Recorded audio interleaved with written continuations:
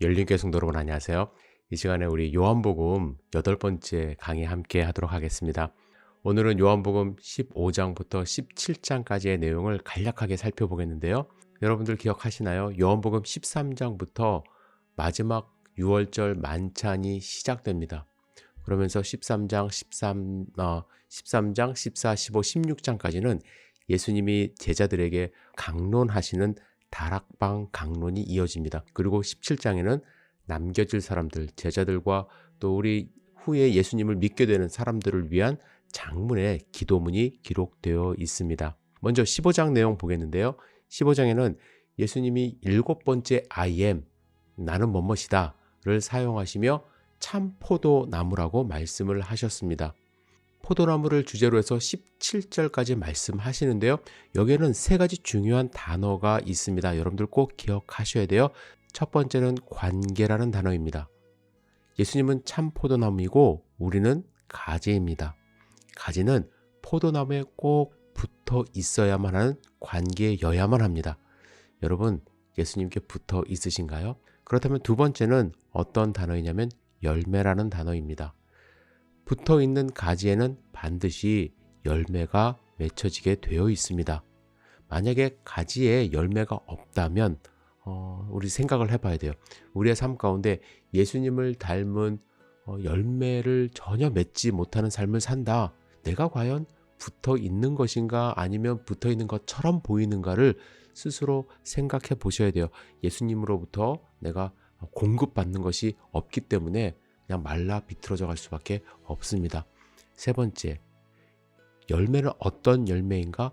계명이라는 열매인데요. 어떤 계명인가? 서로 사랑하는 것입니다.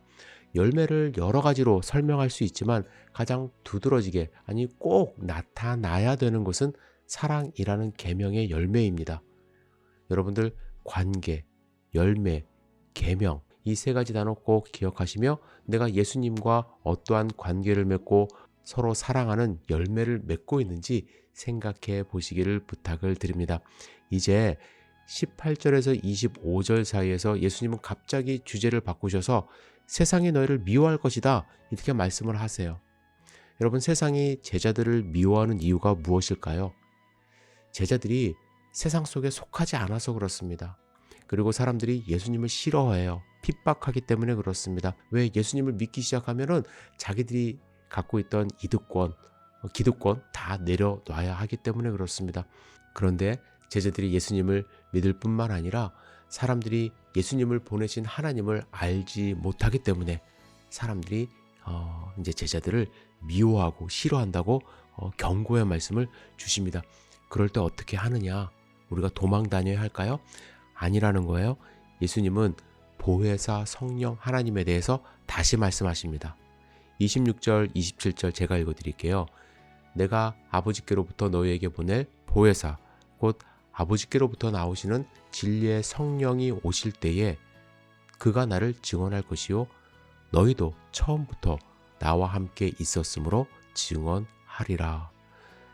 우리가 세상으로부터 미움 받을 때 그때 성령 하나님, 보혜사 하나님께서 우리 가운데 오셔서 예수 그리스도가 어떤 분인지 계속 우리 마음 가운데 확신을 주심으로써 우리가 흔들리지 않게 해 주신다고 이제 말씀을 하십니다.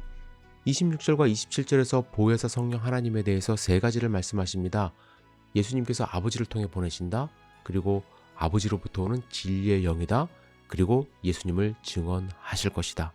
여기서 보혜사 성령 하나님이 좀 전에도 제가 강조해서 말씀드렸듯이 중요한 이유는 우리가 세상 살면서 흔들릴 때가 있거든요. 예수님을 믿는다면 우리가 이런 고난과 핍박 가운데 가는 것이 맞는 것인가 라고 흔들릴 때 성령 하나님이 우리를 붙들어 주십니다. 그 예가 사도행전 2장에 나와 있죠. 마가의 다락방에서 제자들은 두려웠습니다. 예수님을 믿는다는 이유로 쫓겨다녔어요. 그럴 때 120명의 성도에게 성령 하나님이 임재하셔서 다 성령 충만함을 받았습니다. 그때 나타난 현상이 무엇입니까? 각기 다른 언어로 이제 방언을 하기 시작하면서 무엇을 해요? 예수 그리스도를 증거하기 시작합니다. 성령 하나님이 그들에게 임했을 때 각기 다른 방언으로 하는 것도 상당히 중요한 포인트이지만 저는 그거에 집중하기보다는 성령 하나님이 임하셨을 때 그들은 확신을 갖고 죽음을 두려워하지 않고 하나님을 증거할 수 있게 되었다는 것이 우리에게 큰 힘과 능력을 또 위로를 주십니다. 여러분, 성령 하나님을 사모해 보셨나요? 성령 하나님을 사모하고 성령 충만함을 받을 때 여러분들 마음 가운데 성령 하나님이 움직여 주셔서 예수 그리스도를 증거하는 삶을 살 수 있게 된다고 저는 확신합니다. 이러한 보혜사 성령 하나님에 대한 말씀은 16장에서도 이어집니다. 16장 1절부터 4절에서는요. 세상에서 제자들이 미움과 박해를 받겠지만 예수님께서 실족하지 않게 하신다는 약속의 말씀이십니다. 제자들이 어떻게 된다고 말씀하셨나요? 제자들이 예수님을 믿는다는 이유로 출교를 당하고 죽임을 당하게 된다고 말씀을 하세요. 제가 읽어드릴게요. 내가 너희에게 이 말을 한 것은 너희를 넘어지지 않게 하려는 것이다. 사람들이 너희를 회당에서 내쫓을 것이다. 그리고 너희를 죽이는 사람마다 자기네가 하는 그런 일이 하나님을 섬기는 일이라고 생각할 때가 올 것이다. 그들은 자기들만의 정당성을 갖고 제자들을 죽이려고 했고 또 실제로 많은 사람들이 순교를 당했습니다. 이렇게 온갖 핍박을 당할 때 어떻게 할 것인가? 5절부터 15절에 다시 한번 보혜사 성령 하나님이 어떤 일을 하실지 보여주고 계세요. 특별히 여러분들 16장 7절부터 15절의 내용을 제가 요약해 드리면은 예수님께서 가서 제자들에게 보혜사 성령을 보내주신다고 말씀을 하시고요. 죄와 의와 심판에 대해서 세상을 책망하실 것이다. 보혜사 성령 하나님이 그리고 그는 진리의 영이시다. 그가 너희를 모든 진리 가운데 인도하실 것이다. 그는 자기 마음대로 말씀하지 않으시고 듣는 것만 일러주실 것이다. 앞으로 올 일들에 대해서 알려주실 것이다. 그는 나를 영광되게 하실 것이다. 그가 나의 것을 받아서 너희에게 알려주실 것이다. 이렇게 보혜사 성령 하나님에 대해서 말씀을 하십니다. 여러분 계속해서 강조합니다. 성령 하나님을 한번 갈망해 보시기를 부탁을 드립니다. 초대교회 성도님들을 얼마나 성령 하나님을 기다렸을까요? 제가 몇 번 강조합니다. 정말 절박한 마음 가운데 일주일 정도 시간을 계산해 보면 일주일 정도 모여서 함께 기도했어요. 여러분 하루 이틀 그냥 대충 기도해보고 말지 마시고 정말 사생결단을 한다는 마음으로 성령 하나님을 사모하는 마음으로 일주일 정도 작심하고 한번 기도해 보시기를 부탁을 드립니다. 분명히 하나님께서 여러분과 저희에게 보혜사 성령 하나님 체험할 수 있게 해주신다고 저는 확신합니다. 이제 예수님은 16절부터 24절 사이에서 십자가의 죽음과 부활에 대한 제자들의 질문에 대한 답변을 해주십니다. 예수님이 이렇게 말씀하세요. 조금 있으면 너희는 나를 보지 못할 것이다. 그러나 또 조금 있으면 나를 볼 것이다. 아주 제자들이 헷갈리는 그런 말씀을 해주셨죠. 그래서 서로 이렇게 말을 합니다. 그가 우리에게 조금 있으면 너희가 보지 못하게 되고 또 조금 있으면 볼 것이다 하신 말씀이 도대체 어떤 말씀인가? 또 내가 아버지께로 가기 때문이다라고 하신 말씀은 도대체 이걸 어떻게 이해해야 되는 것인가? 서로 궁금해서 이야기를 합니다. 예수님이 제자들을 이렇게 보니까 자기에게 직접 물어보지는 못하시고 서로 이렇게 이야기를 하는 것을 보시고 이렇게 말씀하십니다. 내가 조금 있으면 너희가 나를 보지 못하게 되고 또 다시 조금 있으면 나를 볼 것이다 한 말을 가지고 서로 의논하느냐? 내가 진정으로 진실로 너에게 말한다. 너는 울며 애통하겠으나 세상은 기뻐할 것이다. 이 말씀은 무엇이에요? 그들이 예수님을 죽임으로써 제자들은 애통하고 세상은 야 우리가 이루었다. 큰 적을 하나 물리쳤다 하면서 기뻐할 것이다. 예수님의 십자가 사역을 말씀을 하십니다. 그러나 계속해서 말씀하시기를 너희가 근심에 쌓여도 그 근심이 기쁨으로 바뀔 것이다. 여인이 해산할 때에는 근심한다. 때가 왔기 때문이다. 그러나 아이를 낳으면 사람이 세상에 태어났다는 기쁨 때문에 그 고통을 잊어버린다. 예수님의 부활에 대한 말씀을 하시는 거예요. 제자들이 슬픔에 쌓여 있지만 부활하신 예수님을 보면서 아기를 낳는 듯한 그러한 기쁨을 맛보게 될 것이더라고 이야기를 합니다. 이제 세상 가운데 남겨질 제자들을 향해서 예수님은 아주 중요한 교훈을 주십니다. 예수님의 이름으로 구하라. 즉 기도하고 간구하라고 말씀을 하세요. 예수님이 진정으로 진정으로 너희에게 말한다. 너희가 아버지께 구하는 것은 무엇이든지 아버지께서 내 이름으로 주실 것이라 약속하셨습니다. 지금까지는 너희가 아무것도 내 이름으로 구하지 않았다. 하지만 구하라. 그러면 받을 것이다. 이것은 너희에게 기쁨이 넘치게 하려는 것이다. 이렇게 말씀을 하셨습니다. 여러분, 예수님의 그 마지막 제자들을 향해서 하시는 그 심정을 헤아려 주셨으면 좋겠어요.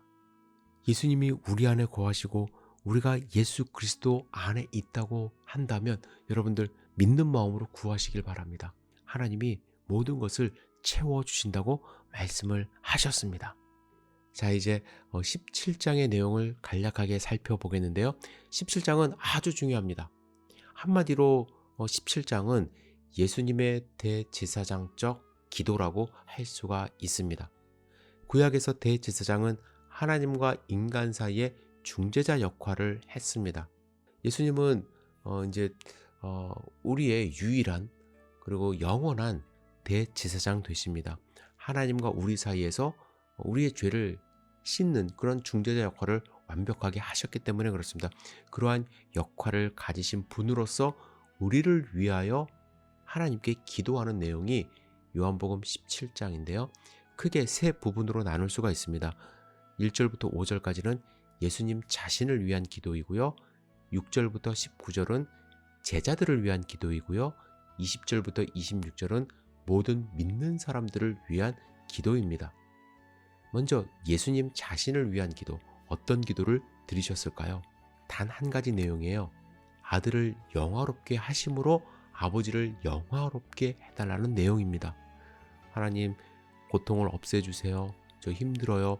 이런 것이 아니라 예수님이 십자가에 달려 돌아가시는 그 사건이 그냥 단순하게 묻혀지고 비웃음으로 끝나는 것이 아니라 부활을 통해서 또 하나님께 올라가는 그 승천을 통해서 이 모든 과정이 하나님께 영광이 되어지는 과정이 되기를 간절하게 기도하고 있는 것입니다. 우리가 만약에 예수님을 닮는 삶을 산다고 한다면 이 기도가 우리의 기도가 되어야 될 줄 믿습니다. 우리 인생의 최고의 목표는 하나님께 영광을 돌리며 사는 것이어야만 합니다. 사도 바울도 고린도전서 10장 31절에 그런즉 너희가 먹든지 마시든지 무엇을 하든지 다 하나님의 영광을 위하여 하라고 이제 우리에게 격려를 하고 있습니다. 여러분, 하나님의 영광을 위해서 오늘 하루도 사시기를 부탁을 드립니다. 이제 6절부터 19절은 상당히 긴 내용인데요. 제자들을 위해서 기도하신 내용입니다. 예수님은 제자들을 위해서 기도할 때 당신을 위해서 기도하는 것보다 훨씬 많은 내용으로 기도하셨습니다. 예수님이 하신 기도의 내용 간략하게 살펴보면 하나님께 간구를 했어요. 어떤 간구냐면 그들을 진리로 거룩하게 하옵소서. 17절의 말씀입니다. 제자들을 위해서 진리로 거룩하게 해달라고 기도를 드리셨어요. 진리는 무엇입니까? 하나님의 말씀입니다. 세상은 다 변합니다. 자연도 사람도 생각도 역사도 변합니다. 하지만 변하지 않는 것이 한 가지, 하나님의 말씀입니다. 하나님의 말씀을 가지고 그 말씀대로 살면서 거룩하게 해달라고 제자들을 향해서 그렇게 기도를 하고 계십니다. 여러분, 간절한 예수님의 이 기도 말씀, 우리를 향해서 부탁의 말씀으로 여러분들 받으셔야 돼요. 하나님의 말씀으로, 하나님의 진리로 세상 가운데 흔들리지 않고 참된 삶을 살며 거룩한 백성으로 살아가시기를 주님 이름으로 축복합니다. 이제 20절부터 24절의 내용은 이 제자들을 통해서 믿게 될 모든 성도들, 여러분과 저를 위해서 또한 기도하신 말씀입니다. 여기에 핵심은 무엇일까요? 아버지께서 아들 안에 계시고 아들이 아버지 안에 있는 것 같이 세상 모든 믿는 자들이 하나가 되는 것입니다. 하나가 되는 거예요. 그렇다면 우리는 사는 방법도 다르고 위치도 다르고 생각도 다른데 어떻게 하나가 될 수 있을까? 다른 방법 없습니다. 모두가 그리스도 안에 있을 때 비로소 하나가 되는 것입니다. 예수 그리스도의 십자가만을 생각할 때 우리는 하나가 될 수 있는 것입니다. 예수님이 지신 십자가 단지 사형 틀이 아니죠. 목에 걸고 다니는 액세서리 아닙니다. 예수님의 십자가는 화해, 일치, 하나됨의 상징입니다. 예수님은 십자가를 통해서 우리와 하나님이 하나 되게 하셨어요. 하나님의 백성 되게 하셨어요. 죄 때문에 원수로 지낼 수밖에 없었던 하나님과 우리를 하나로 만드시는 그러한 교두보 역할을 하셨어요. 중재자 역할을 하셨습니다. 자기 희생으로. 그렇다면 우리가 하나님 앞에 갈 수 있는 그러한 자격 조건을 예수님이 주셨는데 우리 이 세상 살면서 몇 년 살지도 않아요. 그런데 서로 원수지고 욕하고 싸우고 그렇게 살지 말라는 거죠. 저는 지금 우크라이나와 러시아의 전쟁이 일어나고 있는데 너무 가슴이 아픕니다. 벌써 많은 희생자들이 나오고 있거든요. 욕심 때문에 더 많이 갖고자 하는 마음으로. 그들이 러시아 정교회가 있었거든요. 예수님을 잘 믿던 사람들입니다. 원래 기독교가 주된 종교였던 그런 나라들 아닙니까? 근데 시간이 흐르면서 예수님의 정신, 희생 정신, 하나됨의 기도 다 사라졌습니다. 오직 정치적인 이익만 얻으려고 하고 또 힘의 논리만 작용하는 세상이 되어져 버렸습니다. 여러분, 우리부터 우리 참 작은 교회이고 또 우리 적은 숫자가 이 동영상을 보겠지만 그럼에도 불구하고 우리가 먼저 예수 그리스도 안에서 하나가 되어진다면 서로를 위해서 기도하고 헌신하는 모습이 있다고 한다면 내 자신이 달라지고 가정이 달라지고 교회가 달라지고 그러면서 사회가 변화될 것이라고 저는 확신합니다. 여러분 오늘 우리가 15, 16, 17장의 내용을 함께 말씀을 드렸는데요. 가장 많이 제가 했던 단어가 어떤 단어인가요? 보혜사 성령 하나님에 대해서 제가 말씀을 많이 드렸고요. 그리고 예수님의 기도에 대해서 말씀을 드렸습니다. 여러분 흔들리지 마세요. 성령 하나님이 우리와 함께 하십니다. 그리고 예수님이 여러분과 저를 위해서 하셨던 기도, 진리 안에서 거룩하게 되고 또 그리스도 안에서 하나 되는 삶을 살기를 간절히 바라며 오늘 성경 공부 여기서 마무리하도록 하겠습니다. 시간 있으실 때 15, 16, 17장 다시 한번 꼭 묵상해 보시는 귀한 하나님의 자녀들 되기를 부탁드립니다. 여러분 오늘도 수고하셨습니다. 감사합니다.